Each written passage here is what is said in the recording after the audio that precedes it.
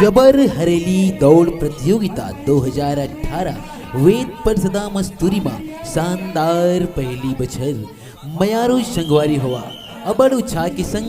आप सब ग्रामवासी वेद पर सदा और क्षेत्रवासी ला न्योता देहे जावा थी कि छत्तीसगढ़िया मन के साल के पहली तिहार हरेली के सुघर मौका में गेड़ी दौड़ के आयोजन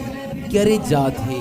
ता आवाओ भाग लेवाओ गेड़ी दौड़ प्रतियोगिता में और प्रतियोगिता ला देखे की मजा लेवाओ संस्कृति में गर्व करो। जगह गांव की गुड़ी संतोषी मंदिर लंग बेरा मंझनिया 2 बजे दिनांक 12 अगस्त तिहार की बिहान दिन इतवार की एक और विशेष सूचना जिन संगी संगवारी मन भाग ली ओमन 12 तारीख के दोपहर 12 बजे तक अपन नावला समिति से लिखवा लेवाए। जय जोहार जय छत्तीसगढ़।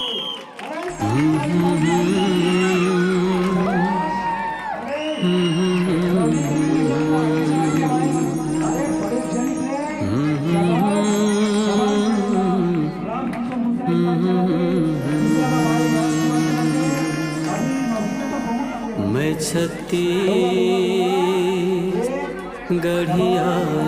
रे मैं छत्तीसगढ़िया